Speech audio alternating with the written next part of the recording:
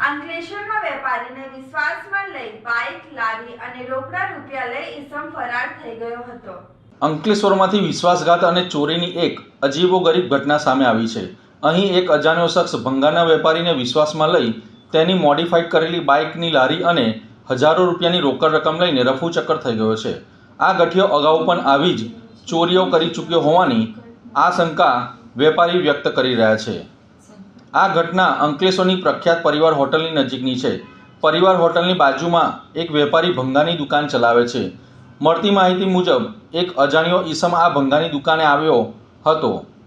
તેને દુકાનના માલિકને વિશ્વાસમાં લીધો અને કહ્યું કે તે ભંગારનો માલ સામાન લાવવાનો છે। સામાન લાવવાના બહાને તેને વેપારી પાસેથી એડવાન્સ પેટે 8,000 રૂપિયા રોકડા લીધા।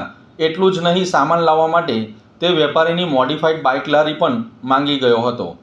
ભંગારના વેપારીએ વિશ્વાસ કરીને રૂપિયા અને બાઇકની લારી આપી દીધા હતા, પરંતુ કલાકો સુધી તે શખ્સ પાછો ન ફર્યો। લાંબા સમય બાદ વેપારીને ભાન થયું કે તેની સાથે છેતરપિંડી થઈ છે અને તે અજાણ્યો ઈસમ બાઇક, લારી તેમજ રોકડ રકમ ચોરી કરીને ફરાર થઈ ગયો છે। દુકાન માલિકના જણાવ્યા અનુસાર આ સાતીર ચોર અગાઉ પણ આ જ મોડસ ઓપરેન્ડીથી અન્ય લોકો સાથે ચોરી અને છેતરપિંડી કરી ચૂક્યો છે। આ ઘટનાની જાણ થતાં જ પોલીસ એક્શનમાં આવે અને ગુનાની ગંભીરતા સમજી તપાસ કરે તો અંકલેશ્વર અને તેની આસપાસના વિસ્તારોમાં થયેલા ચોરી અને છેતરપિંડીના અનેકો ગુનાઓનો ભેદ ઉકેલી શકાય છે।